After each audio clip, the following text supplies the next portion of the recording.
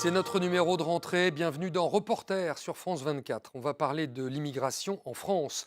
Lorsqu'un étranger souhaite s'installer dans notre pays, il doit demander un titre de séjour dans une préfecture. Pour faire sa demande, le rendez-vous doit désormais être pris sur Internet. Mais pour obtenir ce rendez-vous, il faut patienter, parfois plusieurs mois, car aucun créneau n'est disponible. Avec le risque de se retrouver entre-temps en situation irrégulière, d'être arrêté, placé en centre de rétention pour étrangers avant une expulsion possible. Les associations d'aide aux étrangers dénoncent une logique de découragement pour restreindre le flux migratoire en France et le défenseur des droits somme le ministère de l'Intérieur de faire le nécessaire. France, l'asile impossible, c'est un reportage de Leslie Fauvel pour France 24.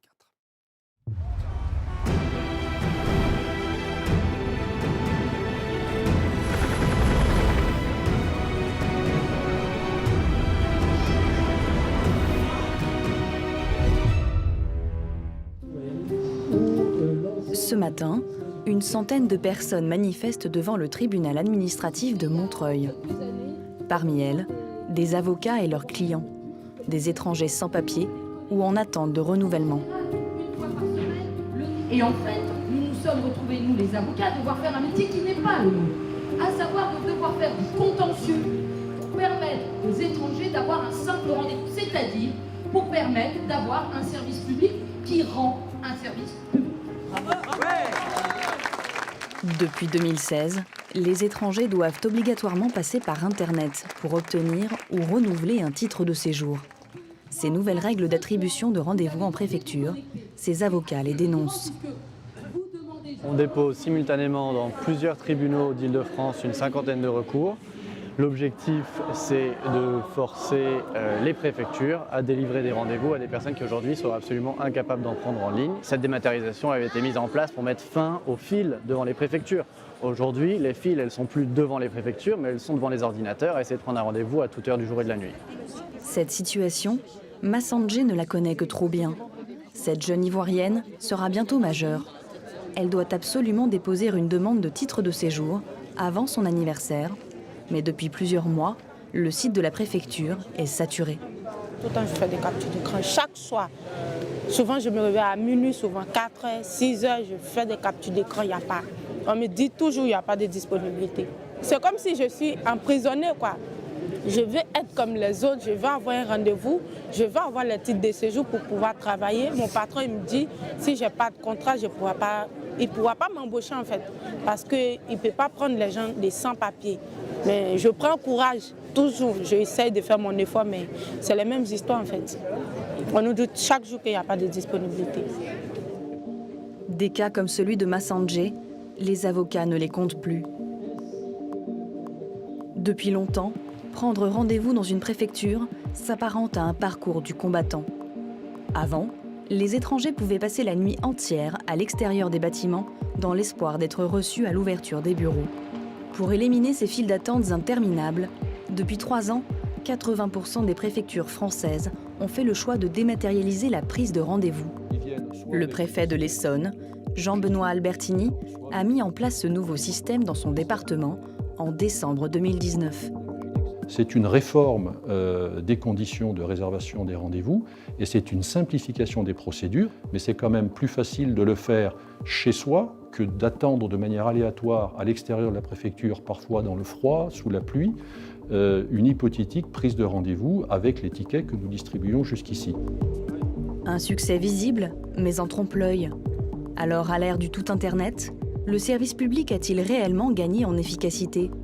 Et ces difficultés à prendre rendez-vous en ligne ne reflètent-elles pas plutôt une volonté politique de décourager les étrangers ? En France, 4,4 millions d'étrangers vivent avec des titres de séjour. Ceux qui n'en possèdent pas encore vivent dans l'Hexagone sans papier. Parfois, depuis de nombreuses années.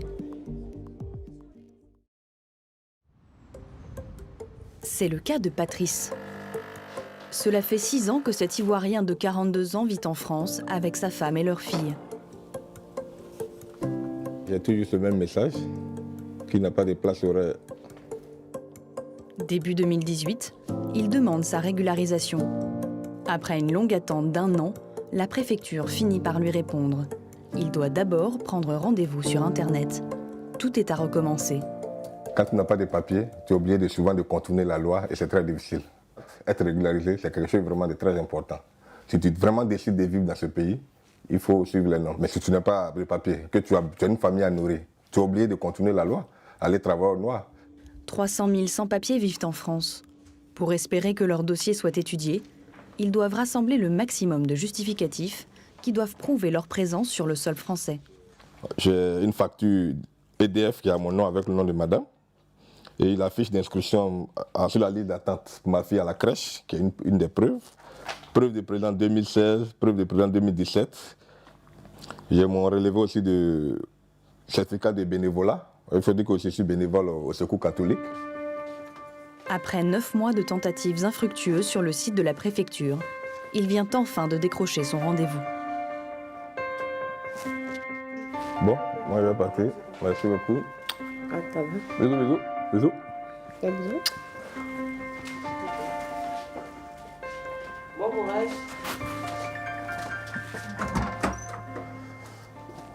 Après 9 mois, ça donne de la chaleur, baume au cœur. 9 mois de tentatives sur le site. Aujourd'hui, on te dit que tu as un rendez-vous. C'est vraiment très important, un peu. C'est rassurant. C'est beaucoup rassurant. C'est le grand jour. Nous accompagnons Patrice à la préfecture de Nanterre, dans les Hauts-de-Seine. Après 2 heures d'attente, il est finalement reçu par un agent. Nous filmons l'échange en caméra cachée. Du coup, monsieur, est-ce que c'est la première fois que vous demandez un titre de séjour? Oui. D'accord. Eh bien, j'ai tout. Je vais pouvoir valider votre dossier, monsieur, et je vais vous éditer une attestation de dépôt que vous devrez garder le temps que nous, on décide dessus. La décision va prendre à peu près 1 mois et demi, 2 mois. Ça faisait 9 mois, je crois, que monsieur attendait un rendez-vous. Ah oui, effectivement. Mais comment ça se fait que ça prenne autant de temps pour nous, avec le changement de procédure, on est obligé on restreint les flux parce que sinon on ne peut pas s'occuper de tous les dossiers. Donc on prend 40 dossiers par semaine maximum. Donc du coup, ça fait qu'on n'a pas beaucoup d'agents. Si on veut pouvoir garantir des délais de traitement corrects et pas que la personne dépose puis attende 1 an pour être convoquée comme c'était le cas avant, on est obligé il y a un moment où on doit réduire le flux de toute façon. Donc là, c'est... Il faudra embaucher plus d'agents, quoi. Des rendez-vous accordés au compte-gouttes, un seul fonctionnaire disponible pour traiter des dizaines de dossiers par semaine, une situation banale dans de nombreuses préfectures françaises. Mais vous pouvez circuler avec ça, et vous attendez juste la décision de la préfecture. D'accord. Eh bien, je vous remercie beaucoup. Merci à vous. Bonne journée à vous. Au revoir. Coupe budgétaire oblige, entre 2016 et 2019, les préfectures ont perdu près de 1500 agents.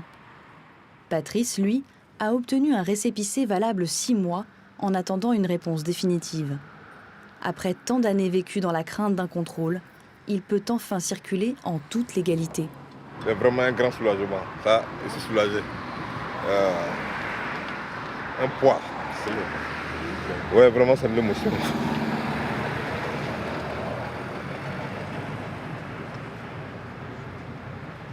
Ça faisait longtemps quand même. On attend dans 2 mois pour voir, pour être encore plus heureux. Quelques semaines plus tard, la préfecture lui a finalement accordé une carte de séjour de 2 ans, à condition qu'il trouve un travail.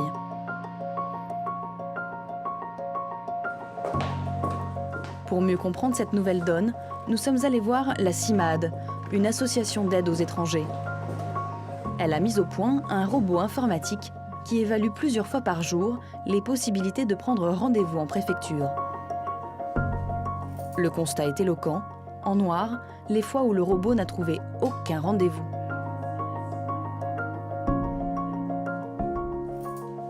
Par exemple, là, on est sur l'exemple de la préfecture du Calvados, donc à Caen. Mais il va mesurer en quelque sorte le taux d'ouverture virtuelle du guichet de l'administration. Il va nous dire si ce site préfectoral était un guichet, en fait, dans 76% du temps de la semaine, la porte en serait fermée aux usagers du service public. Lise Faron alerte depuis plusieurs années sur ces dysfonctionnements. Pour elle, l'impossibilité de prendre rendez-vous en ligne est tout sauf un hasard.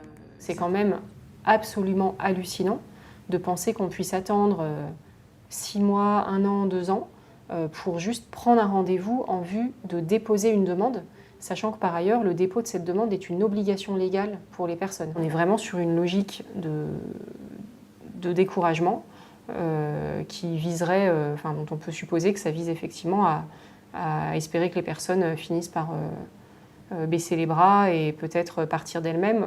Cette logique de découragement, les préfectures la réfutent. Dans l'Essonne, le robot de la CIMADE indique que dans plus de 95% des cas, la prise de rendez-vous est impossible. Pour le préfet, on est loin de la réalité. C'est un constat que fait une association, ce n'est pas le constat que nous faisons. Je ne me fie pas aux robots, même si je sais que ça existe et qu'on a un certain nombre aujourd'hui d'améliorations à apporter à ce logiciel de réservation. C'est un travail qui est engagé au niveau du ministère de l'Intérieur pour éviter qu'un certain nombre de particuliers, de demandeurs, utilisent eux-mêmes des robots pour capter des rendez-vous au détriment d'autres usagers. Face à la pénurie de rendez-vous, un petit trafic s'est rapidement mis en place. Dans certains cybercafés, on propose pour une poignée d'euros de faire une veille sur Internet. Le patron de ce commerce ne s'occupe que des renouvellements de titres de séjour. Là, comme là, on a pris un rendez-vous pour le mois de janvier et son rendez-vous, c'est le 11 mars. Pour ce service, nous, on prend 10 € pour juste le renouvellement, là. 10 € le rendez-vous, plus de la solidarité que vraiment du business. D'autres ont malgré tout flairé le bon filon. Site internet, page Facebook, de nombreux profiteurs proposent la revente de rendez-vous en préfecture. Nous avons contacté un de ces revendeurs. Bonjour, comment faire pour avoir un rendez-vous en préfecture ? Afin d'obtenir un rendez-vous pour un premier titre de séjour, il nous demande 300 €. Pour les préfectures, c'est ce marché parallèle qui explique les ratés de la prise de rendez-vous en ligne. Pourtant, d'après les revendeurs, pas de complicités internes ou de logiciels informatiques. Tout se fait de manière artisanale. Ils se relaient sur les sites des préfectures et rafraîchissent constamment les pages de rendez-vous jusqu'à ce que des créneaux se libèrent. En attendant d'obtenir un rendez-vous, les étrangers qui vivent en France en situation irrégulière vivent avec la crainte d'être expulsés à tout moment. Au centre de rétention du Mesnil-Amelot, en banlieue parisienne, nous avons rencontré un étranger sans papier. Ici, téléphones et caméras sont interdits. Nous tournons en caméra cachée. Idrissa est sénégalais. Il vit en France depuis 8 ans avec son épouse et ses 3 enfants nés ici. Depuis plus d'1 an, il tente de prendre rendez-vous à la préfecture sans succès. Contrôlé récemment dans le bus, sans titre de transport, il a été conduit au commissariat, puis au centre de rétention. Et si jamais vous êtes reconduit au Sénégal, ce sont quoi les conséquences pour votre famille ? Les conséquences déjà immédiates, c'est que ma fille, je ne sais pas comment déjà, parce que s'il reste ici, ils vont mourir de faim. Déjà, ça c'est sûr, c'est quelque chose d'indécis. Donc le deuxième problème, c'est quoi? C'est que je serai séparé d'eux. Déjà, j'ai jamais fait déjà ça fait 2 semaines que je suis là, ce qui n'est jamais arrivé. Ils ne me voient pas, je suis obligé de leur mentir, de leur dire que je suis en déplacement, etc. C'est pour ça que je ne veux même pas qu'ils viennent me rendre visite. Pour moi, qui n'ai jamais fait de garde à vue de ma vie, j'ai 33 ans, je me suis toujours efforcé à rester dans le droit chemin. Supposons que je rentre au Sénégal. J'aurais perdu 8 ans de ma vie. 8 ans de sacrifice, 8 ans de retenue. Chaque année, le gouvernement crée des nouvelles places dans ces centres. La France est le pays européen qui détient le record d'enfermement des étrangers. Marion Beaufils, juriste pour la CIMADE, constate un durcissement des procédures contre les sans-papiers comme Idrissa. La préfecture a été particulièrement sévère puisqu'ils ont décidé de l'enfermer au centre de rétention en plus de cette décision d'expulsion sous prétexte qu'il était une menace à l'ordre public. Et ça, ils le décident sur la base d'avoir fraudé le bus en fait. Alors que normalement, menace à l'ordre public, ça va être des personnes qui ont été éventuellement condamnées, qui ou en tout cas fait de la prison, en général ferme. Le durcissement auquel on assiste, il est visible depuis 2 ans et demi à peu près, pour essayer de faire un lien un peu avec les changements politiques. Aujourd'hui, c'est clairement assumé autant au niveau du gouvernement, donc du ministère de l'Intérieur, que des préfectures qui reçoivent les directives. C'est une politique de tout contrôle et de tout enfermement. Et donc, on voit des gens enfermés ici qu'on ne voyait pas avant. 2 semaines après notre entretien, Idrissa a été renvoyé au Sénégal. En 2019, le nombre d'expulsions a augmenté de 20% par rapport à 2018. Le président Emmanuel Macron s'est donné pour objectif de dématérialiser l'ensemble des démarches administratives d'ici 2022. Et voilà pour notre numéro de rentrée, reportage signé Leslie Fauvel. Vous pouvez revoir ce reportage comme l'ensemble de nos émissions sur le site et l'application France 24. Merci à vous. On se retrouve la semaine prochaine pour un nouveau numéro de Reporter sur France 24.